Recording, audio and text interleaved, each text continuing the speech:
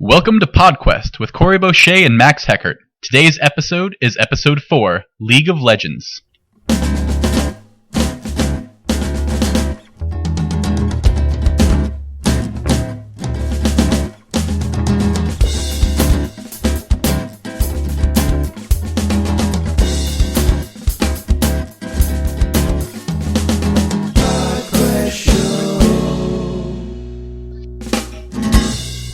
All right. Seem quiet.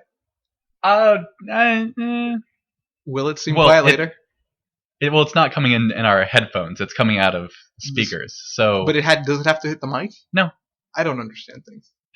All right. Well, welcome everybody. I'm surrounded by equipment and buttons, and it's just like I feel like the president when he's first introduced all the war codes. It's like I'm not touching anything. I'm not touching anything. Hands what in my does pockets. the blinking red one do? Is that should we? I should try one button, but even as a joke, is going to be really bad. Much like the president. We had technical difficulties before we started, so today let's not touch the soundboard. We're talking about that's our topic today. Just avoid touchy equipment. But that's okay as long as I don't drop this coffee. All right, well, we have decided, due to feedback that we've given ourselves, we are going to start gearing the show more towards the video game, esports, competitive aspect. So, we all know football's a sport. We all know American football's a sport. I caught you. You thought I was talking about American football the first time, didn't you? No, that's soccer. Well, I mean, football's also a sport. Mm-hmm. But we call it soccer. World Cup's coming up, NBA's in the finals, hockey's in the finals. These are all sports we have come to love and appreciate. But now is the time for League of Legends, LCS Summer Split. So that's something that people don't appreciate as much as they should. And we're going to explain why very clearly and calmly. We're not going to argue about it. We're both of the same opinion about everything. That's why I love Corey, my co-host. We have no disagreements ever. We just say stuff and high five afterwards. Yeah. And if we do have disagreements, we take it out in the parking lot where no one can see, and we whip our dicks out. Yeah. And then I, being a half inch shorter, concede to you, and then we're in agreement. It's only if it's cold. Only if it's cold. Yeah, in the warm weather, I win. I'm a grower, not a shower. I didn't invent that. My girlfriend did. Very, very plainly. She was like, "You're a grower, not a shower." Are there copious notes to go along with this, like scientific experiments? I stole her diary once, and it was like Oh, you mean the whole grower, not a shower? I mean, yeah, just in general. Like, has there been several occasions where she just pulls your pants down, whips out a board, and just like takes little notes on it? Like, She keeps the notes secret in the diary, but yeah, she's not happy with it. Dear diary, I've made a terrible mistake. Did you read it too?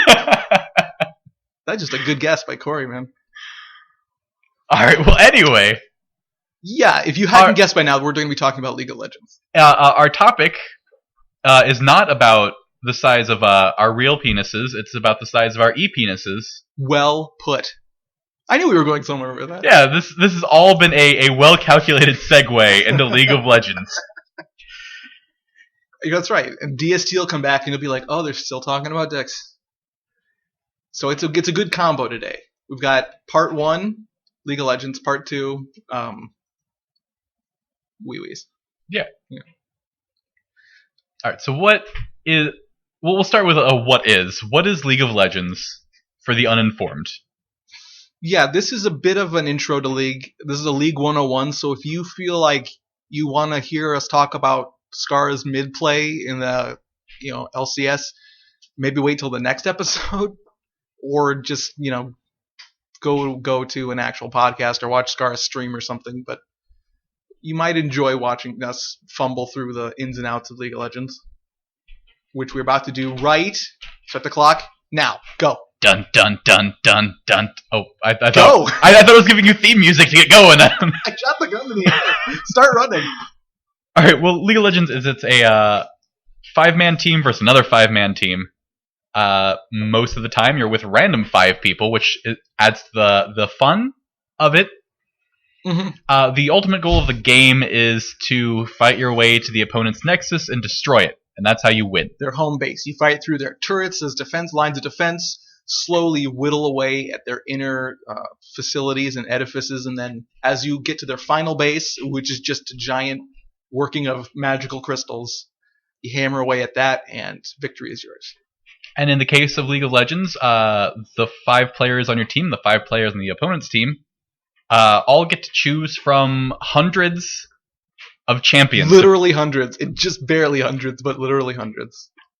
And every champion does something slightly different. Some are dramatically different, and some are just... And they follow along, common fun archetypes. You could say nerdy archetypes if you wanted to, but let's say you wanted to play an archer. You have several amazing options. You've got an archer that just has a bow, who tips their arrows with ice. You've got an archer who tips their arrows with demon flames. Varus. I don't know what he tips his bow with, but he has a bow. You could have a crossbow that shoots silver crossbolts that does, what silver crossbolts do. Kills werewolves. And if you want to be a werewolf, where you go. You can be one of them too. Pirates, ninjas. Name another one. I was going to say aliens, but I guess they technically changed Nasus's origin story, so he's no longer an alien. But there are creatures of the dark nether. Yeah, there are creatures from the pits of hell, essentially. Yeah. So if you want to be one of them, great. There you go.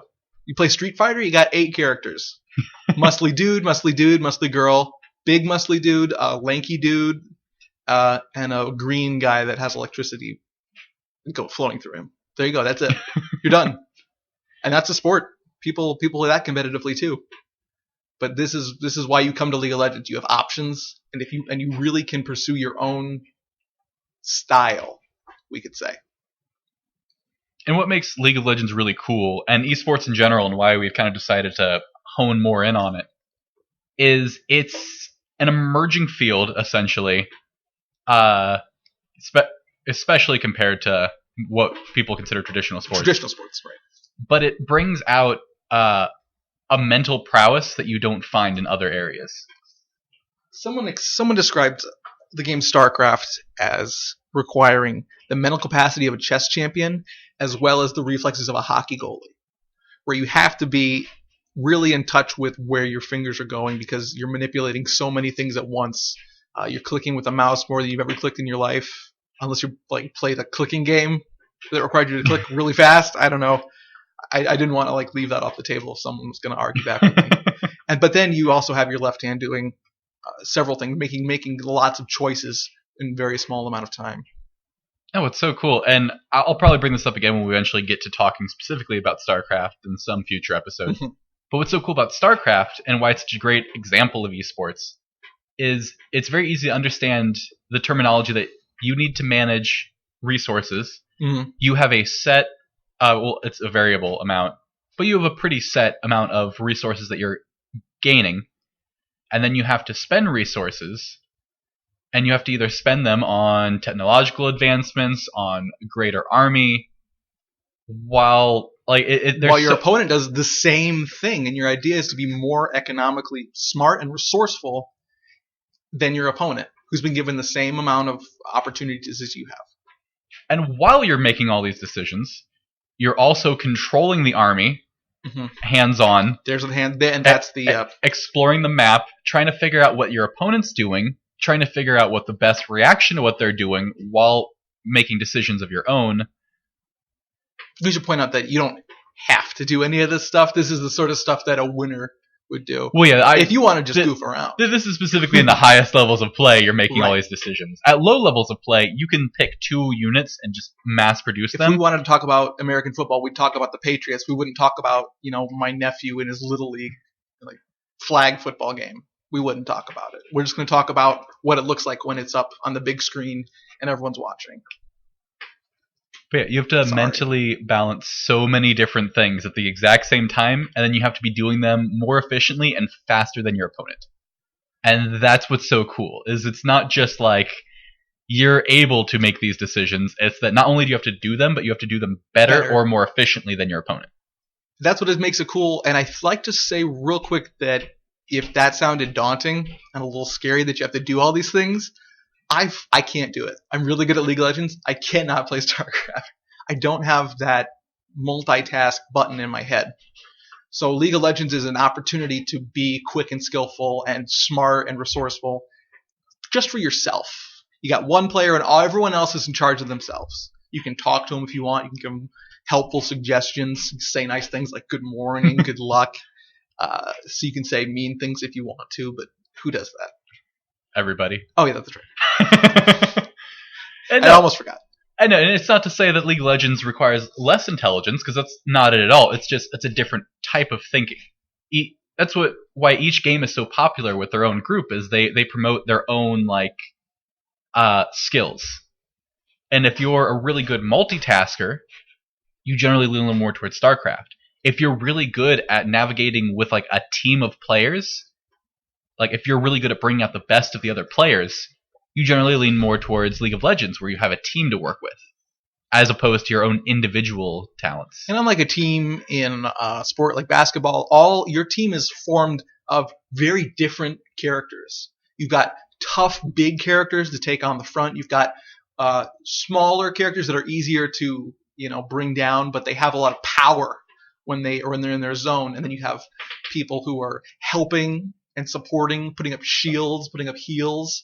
And then you got the people that are just trying to do the raw damage, and it's how well you can make this cornucopia of players look whatever a cornucopia does. Is it just full of fruit? I don't know what a cornucopia is. I've made a horrible mistake. Well, we've committed to it now. It was the right word at the time, but to finish the analogy, I'm so effed. Anyway. But it is what you're getting at. This great combination of checks and balances of this is really good at this, but weak to this, and just constant decision making. League of Legends is really cool, and it's the one we're going to focus on today. In the sense that it's a free to play game. You just pick it up and try it out. Mm-hmm. And when you first start off, what makes you better than your opponent is just buying the right items. Yeah, just making smart choices with the resources you have, which is gold, and only gold in League of Legends. That level of play, when you show up, all you have to do is be able to make smart purchases at the store, and then you're pretty good to go when you start. Yeah, and then the next step would be just can you last hit the minions to have more efficient gold gathering. There are tiny rules like that where whoever gets the last hit on something gets rewarded for the whole kill. And, these guys are little minions. They don't even bleed. They're just, they're little magical dudes. Don't worry about killing them. Your opponent's going to do it, so you might as well do it back. But it's as if soccer, whoever touched they have had one goal at soccer. I always think of this one. And both teams are kicking towards the same goal. It's just whoever touched it last when it goes in gets the point. That's how League of Legends works, essentially, which is kind of hectic. Yeah. I'm trying to think. I just heard somebody talk in the background. It's cool. We don't have any children present today, so. Yes. But that's only for a few things. But you have your own. Getting the last hit is something that you mechanically become better at with time, and it's not that tough. And where I was kind of going with that is when you're starting off, we talked about all these really advanced things that you have to keep in mind, the way you interact with each other, the way you interact with things going on. All those things are really important at high level, but for the people just starting off, that's all you have to really worry about. Am I efficiently, did I buy the right item for this situation? Did I last hit decently? Those are what help you win early on. And then you start going against people who also have gained those skills. There is fundamentals within the game. And fundamentals are what wins any game anytime. You see the pros use their fundamentals. It's you dribble a ball. That's fundamentals. Last hitting a minion is your fundamentals in League of Legends. Yeah, and just like other competitions, there are ranking systems. If you're terrible at the fundamentals, you're going to be put against other people who are terrible at the fundamentals. If you're decent at the fundamentals, so are your opponents. The ranking system keeps you at a competitive level. It is. It's very nice. But just because last hitting is a fundamental, there's so much else to the game that finding your niche and finding what you find fun and effective is probably the second most important thing. If you want to be the big meanie that just doesn't go down, like a hulking beast that just is, people will run away from you almost all the time, and you'll be swinging wildly and not hitting anything, but you won't go down. Dr. Mundo. There you go. Look him up. He looks like the Hulk, but purple. He's a Mr. Jekyll. Mr. Hyde. I'm so sorry. Dr. Jekyll. You caught yourself. It's fine. It's you become Mr. Hyde essentially, and you start throwing syringes and blades at people. And he's just a hulking mass that your other teammates, your friends, will hide behind as you try to protect everyone and, cause mayhem. If you want to be a spellcaster like a mage, oh god, I don't even know where to start. You can be Annie, the little adorable little girl with the teddy bear who shoots deadly fireballs, sprays flames from her hands, and summons her teddy bear to become an 8-foot grizzly that is also wreathed in flame. Yeah, you essentially become the girl from oh god, I love a movie. Come on, work with me here. Okay, how many? Stephen King. Stephen King. Is it Firestarter? Is that what I'm thinking of? Never heard of it. I'm going to say yes. Is it Carrie? Carrie is telekinesis. Okay, yeah. You're thinking of Carrie? I think that's probably right. If you like Carrie and you like that when she got pig's blood dumped on her and she went apeshit and killed everybody, that's Annie, essentially. The point is that if you like little girls who can blow shit up, Annie's your character. There you go. Annie's your champion. If you like little girls for another reason, I'm going to say don't play League of Legends. Report yourself to an authority figure. All right, well, let's move on to a topic that is probably the most elusive to explain: meta. Awesome. Oh, great. I am actually. I'm ready for this. You worried me. You scared me, and then you that's like saying, like, here's a really hard quiz, and then it's just, addition, which is great. I'm ready for this. The old, like when you're in elementary school, the old like time paper quizzes where they give them to you face down, and then everybody had to flip them over. Oh yeah, go, and it's like, oh. I was so competitive about those. Turn to mine first, flip back down. I haven't done those in forever. I would hope so. Since I graduated, yeah. But I loved those so much. I stayed in kindergarten. In fact, I was in elementary school just last week, and I was doing one, and yeah, they'll let you be like. I was pointing and laughing at all the children that were having problems with 3 times 5. Just yeah, they suck. I love going in there and just like nailing all the questions that are written up on the whiteboard, just answering them like Goodwill Hunting, and then but I'm not doing any janitorial duty. I'm just running into the school and answering questions. And then you get to the cursive segment, and you're just like, oh shit. Yeah, the little kids have way better handwriting than I do, and it's real. And let's get back to the meta before I start trying to convince myself that I actually do these things. You say what you think of a meta. You sounded like I had a plan, and I'll come in later. I'll come in strong and finish it off. So in the most general sense, the meta or metagame is this set of rules that everybody kind of agrees to and imposes on each other. And like I said, that's the most general way to put it. It's the game within the game. Yes. In the terms of League of Legends, the metagame is what champions are best in what lane. In what situation should you expect to see this person go? There are 3 lanes. We should clarify, especially if someone's new. Let's make sure we get the really easy stuff on record. There are 3 lanes. One going up top of the square field. It's a big square field, and each team is in a corner of the square. There's a lane that goes right up through the middle, crossing everything, and there's 2 lanes that go atop and bottom, or bot, as it will be called, that go around the sides, and all 3 are defended by turrets, and all 3 lead to the enemy space. Back to you. Anyway, did I? No, that was a spot on analogy. I just didn't have I wanted to add something to it. I'm like, no, that's good. I did. That's why I wanted to turn over the hard stuff to you. All right, I'll go back to the general sense. Great.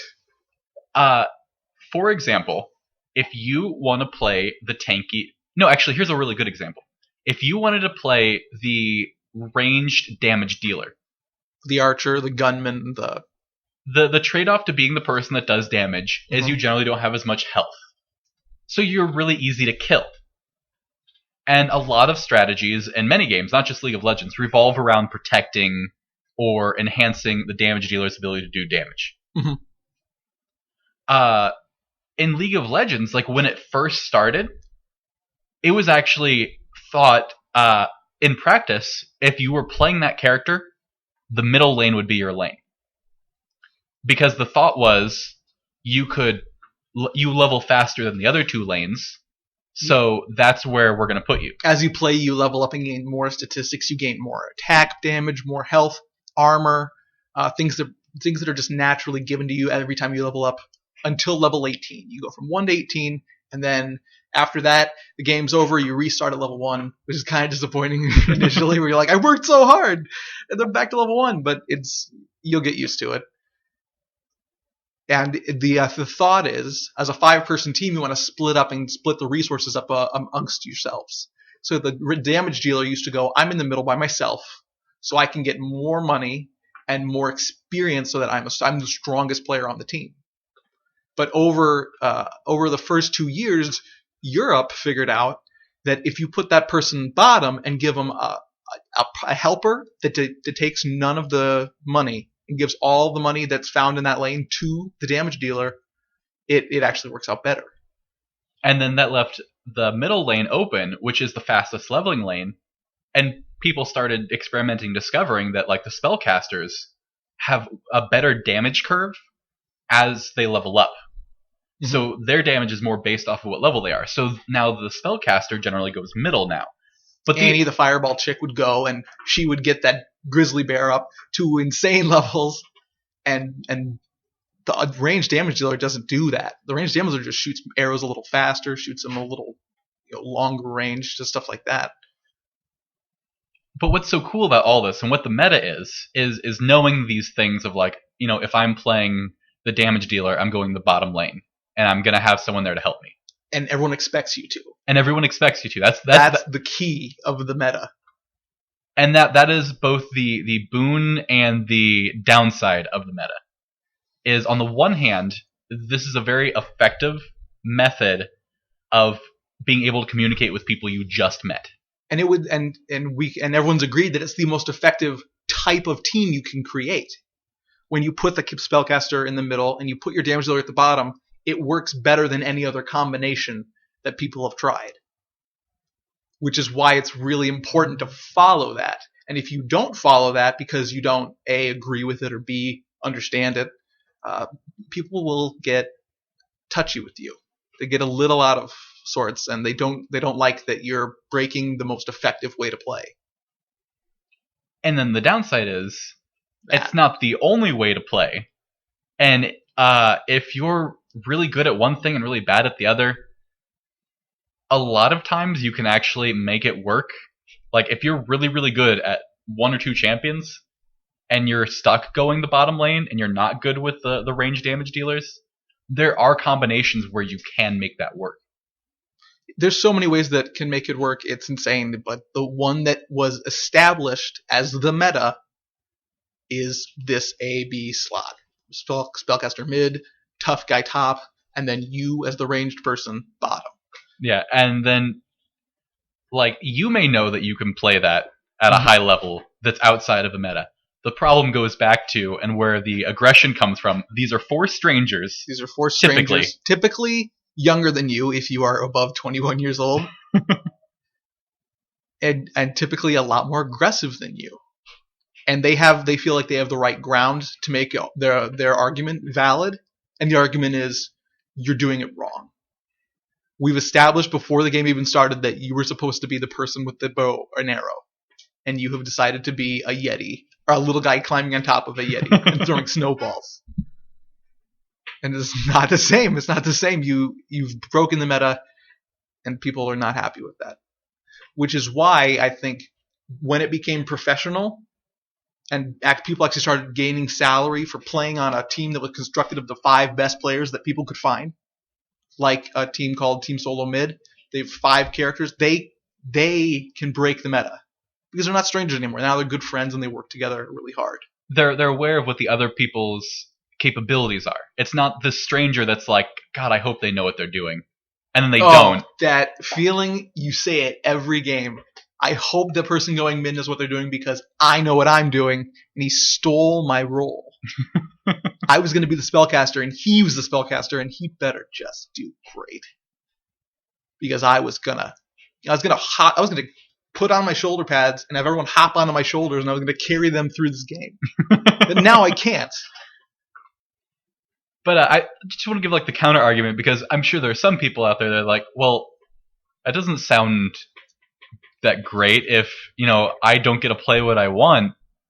I know that I'm good with it. I should be allowed to do that.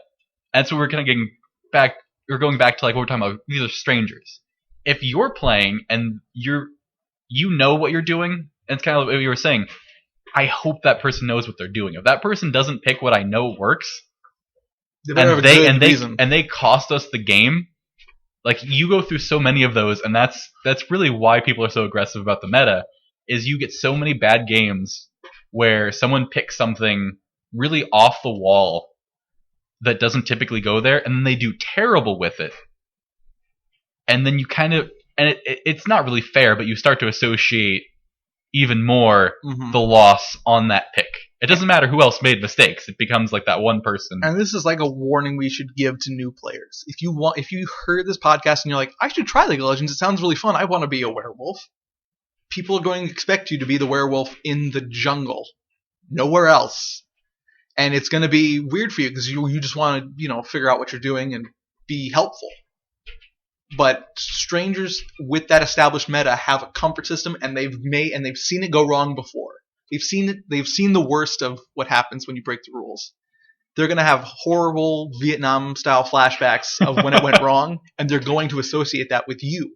So the thing you want to do is, if you get started, play with friends. That is an option. The main option by playing with strangers is very quick and easy. You jump right in, and you're good to go. You just log on, you hit a button, and you're in. Yep. Players, you have to make sure they're at the computer and they're not going to mess up, and they're going to go get a snack real quick, and no, we want to get started. I'm the guy who gets the snack normally. But it's like play with friends. You can play up to 4 friends, or you could play up to 9 friends and play against each other. That's always an option.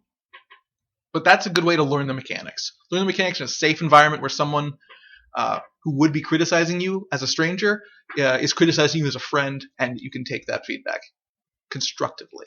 Yeah. And I feel like we're probably scaring a lot of people off by the negativity, but we don't want to shelter them from it. There are a lot of very negative people on the internet. You will get scared off if we don't warn you. So if you play a character called Heimerdinger, and it's just like, hey, he's got a huge brain, he's got an afro on top of a huge brain, he's got glasses and goggles, and he looks really fun, he throws rockets at people, he sets up little turrets, and turrets shoot little bubbles at everything that gets close, and you're like, this is pretty fun. People are going to be upset with you, and you're not going to know why. Timo probably would have been a better example. I couldn't think of one, but Timo will do it, yeah. Now, if you want to be a little badger that wears a hat and and he uses a, what are those called? Blowgun? Blowgun, yeah. Blow dart gun. And that's about all you do. And lay down little explosive mushrooms that people that are invisible, and if the enemy steps on them, great. And if they don't, you're worthless. So it's a character that's built up a lot of hatred from both sides. The enemy and the ally hate having a Timo on the map. So this is our warning to you. Don't play Timo, A. And B, find something that you can be effective with quickly, and then just stick with that for a while. Practice up. And it's not we've talked a lot about the harshness of some things, but the fact of the matter is the reason so many people play this game is because it's actually a lot of fun. When you play with friends, the banter that goes on between just you and your friends is great. It's amazing.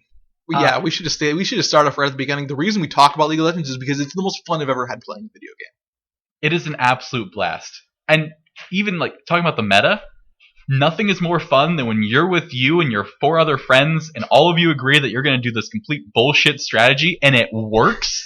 And it beats the meta. It works. You beat 5 people. You beat 5 strangers who are doing everything they can to beat you, and you beat them, and you just there's that satisfaction that you know that they're upset.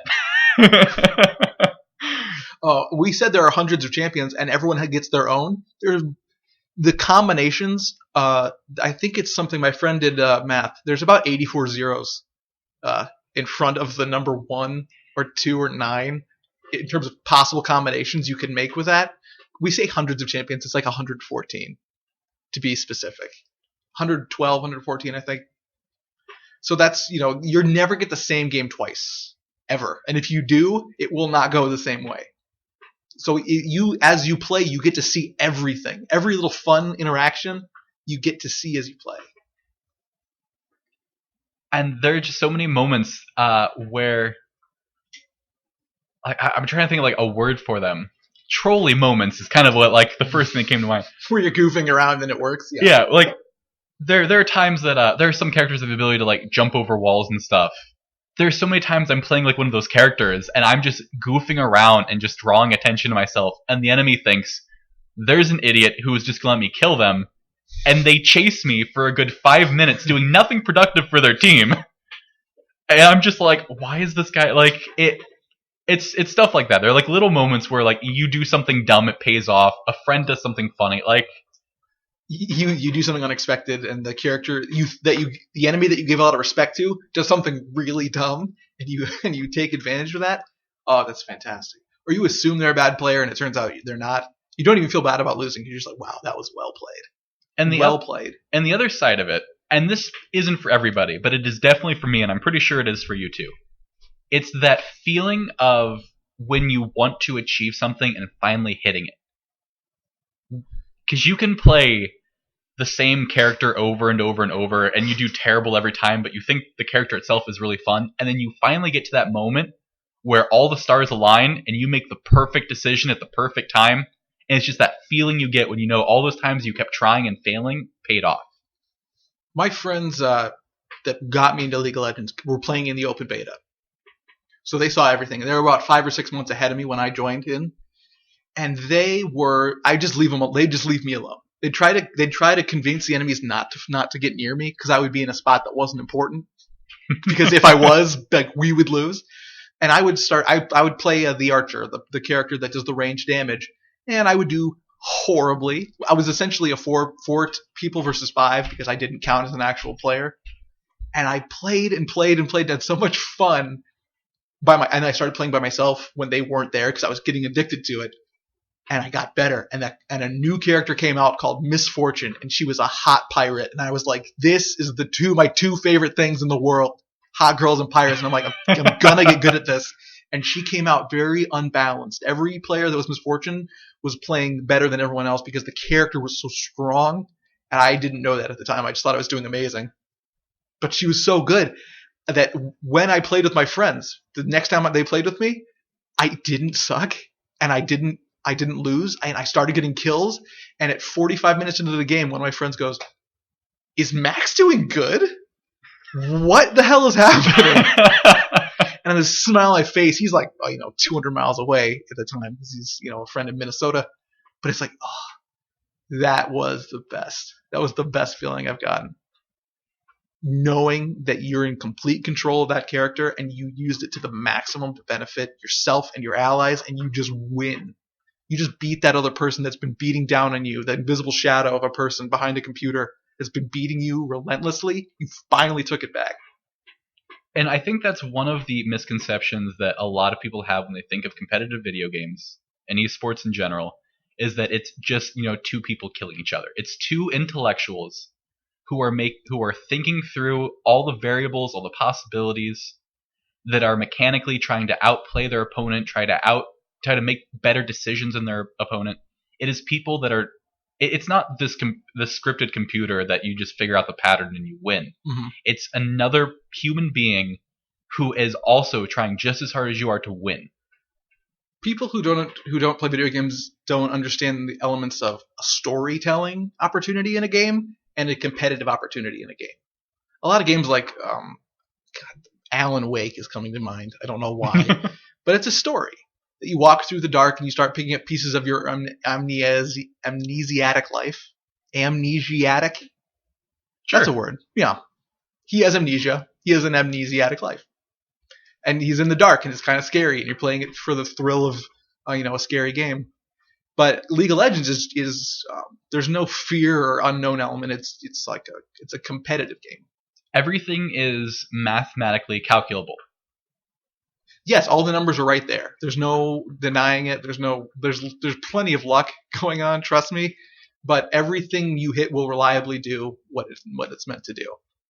And it's different. Oh, I was about to say they don't value the story, and they don't value the competitiveness because they don't see the thought process going into it. When you see someone play Street Fighter, you think they're just mashing the controller with their palms, doing whatever they want. And then you play and you mash the controller with your palms, and you beat someone who's been playing for a year, and they go, "This is bullshit," because they have tried to understand the technical side of it, and they haven't quite grasped it.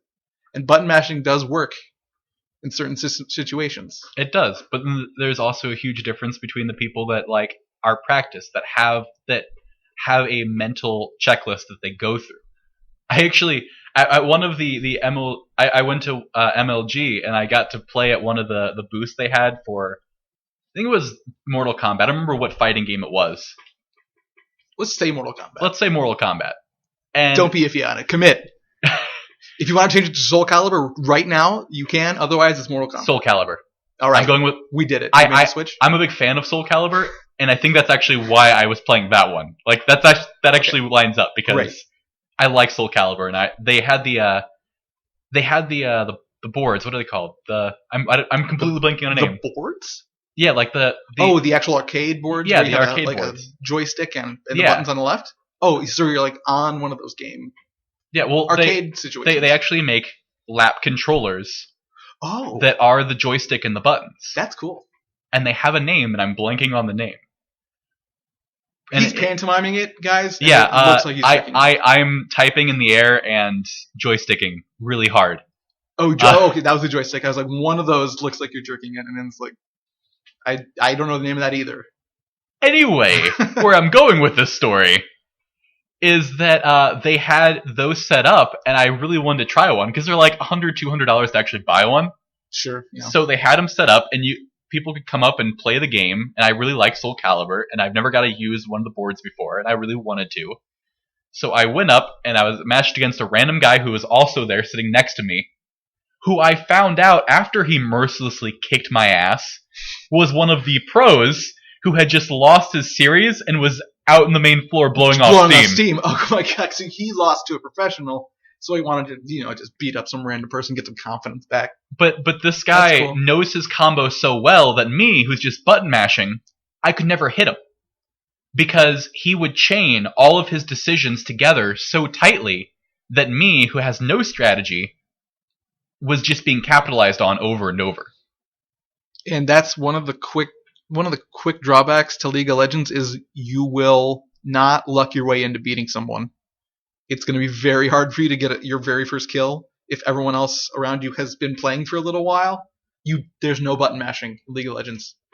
You'll try to button mash and it will fizzle and die really quickly. I do think I made the guy feel bad though, because it was best of 5, and after the second time that he KO'd me at full health with a flawless victory. Perfect. Yeah, I love that. After the second time he did that, I turned to him, no joke, and I was like, "So what is the block button?" Oh. And then the third game, he let me hit him once. I genuinely don't know if I just hit the right combination of buttons or if he felt bad and let me hit him so he didn't have another flawless victory. That's a good strategy. But I did hit him once, and then he proceeded to KO me. Play the baby card. I don't know where I'm going. And just be like, don't be too mean to me. I'm just starting out. What time are we at? We are at 40 minutes. Okay. So we're going to wrap this up. Yes. Well, what should we leave as a tagline for people to remember? I think what we should end on is, what do we like about League of Legends? Okay. Or even a little more general, what appeals to us about League of Legends, just the competitiveness of the game? Why would we recommend it? That kind of thing. Uniqueness. You gain a certain persona when you play because each character has a role in which they thrive. There's a character called Anivia, and it's an ice phoenix. It's a phoenix, but it's not. It's ice. You're the ice phoenix, and she controls ice. She summons a maelstrom of just like cold wind that slows everyone down. She throws a giant spike of ice at you. It's about it. That's about all that goes into it. So she's very tough to play. She's very slow. She summons a giant wall, which is always kind of confusing to what you do with that. And one pro out of the millions of people played Anivia so well that it actually was able to be played competitively in the pros games. And no one else could play her. But this one person who got so good with their character that they actually, developed the meta around someone playing Anivia. And then everyone else tried to copy them, do horrible. No Anivia has ever done well, but except this one person, Froggen. I should have said that right at the beginning. But that's what's so cool is you can actually generate your own style as long as you're, really focused on playing well and doing it. I developed a personality of playing, the ranged people. That's my niche. And the really aggressive ones too, not just like. Yeah, I've picked a style that's very, very aggressive. That if people recognize that on my team, we can actually work together as a team better by knowing that like I'm going in. Me, Max, I'm in there before you even show up, and I love it. Now it's your turn. All right. What appeals to me about League of Legends is I used to play a lot of StarCraft, and what League of Legends was to me was it was that game that I actually got to play competitively because I love competitive games. I love what I've kind of harped on really this whole episode. I love that striving to achieve something and then hitting it. And I that's why I used to play a lot of StarCraft. It was just that perfection, just that like trying over and over to get something right. League of Legends gives you the opportunity to improve yourself, to improve your decision making, but you get to do it with your friends. And that's what appeals to me about League of Legends so much. I'm not a big fan of playing by myself, so that's actually why I don't play a lot. Mm-hmm. But whenever my friends are available and the four of us plus me can all get on, I find that absolutely fun. Just being on Skype or Steam or something where we can communicate and being able to just talk about what we did well. Just it's fun. We get to make jokes. We get to improve. Yeah, and dicking around works a lot better if you know the mechanics. You can dick around and jump through little walls and have people chase you, and it's great. If you have a friend that plays League of Legends and you know this after hearing about this, after listening to this podcast, you want to try it, ask them if they remember the first time they stole Baron. Because that is the pinnacle of wanting to do something and nailing it. Like I said, the last person to touch the minion gets the credit, gets the gold. There is a giant monster in the center of the map. It just kind of sits there and minds its own business. But when you go to it, he fights back and he's very strong. It requires your whole team essentially to bring down after a long, arduous battle of maybe 30, 40 seconds, which is actually very long at the game time. But you can sneak in while they're fighting, throw a little damage its way, and if it was the very last tick of damage, your whole team gets credit for killing this giant monster. Gold, experience, buffs just go right to you, and you gain all these stats and bonuses, and all you did was throw a little damage on there. And it is one of the most annoying, frustrating, destructive parts of the game for the team that was trying to get it, and the funnest moment you've ever had in your entire life when you do it. That was just a thing. I don't know. You're looking at me like ands, and I go, no. No. I was making sure you didn't have anything else. Oh, when strangers like pat you on the back. Oh, I did it with Misfortune once. I just threw bullets into the pit. I couldn't even see the Baron, but I knew it was beaten down. So I threw some bullets in there, got it, and everyone was like, "Yay! Our Misfortune's really good." This person is a god. And it's like, I'm not a god, but I'm not going to say anything right now. I'm not going to tell them no. I'm acting like I've been there before. That's the trick. You're like, yeah, okay, it's cool. Oh, it's cool. Did I get it? Did I get it? I didn't even, yeah. Looks like I got it. Oh, well, that's pretty good. I guess it's okay. All right. Well, on that note, that's going to be the end of our episode. You should comment on the post that we will... that we'll throw up all over the place. Please comment, let us know what your favorite League of Legends moments are, why you play the game, what you think. As always, we want to hear your feedback for the show. We want to hear what games you would like us to focus on in the future. You can check us out on Facebook.com/PodQuestShow, SoundCloud.com/PodQuestShow. That's how you're listening to this, I assume. Hopefully. Yeah. Otherwise, you've stolen it from us, and good for you. That we're cool enough that Very you want to steal impressive, this. actually. Our email is podquestshow@gmail.com. If you have like a really specific question. Yeah, if you just want to message us, Or you're we're embarrassed. just we'll see it. No one else will know. And if you want to play League of Legends, go to leagueoflegends.com. They'll walk you through it. They have a great website.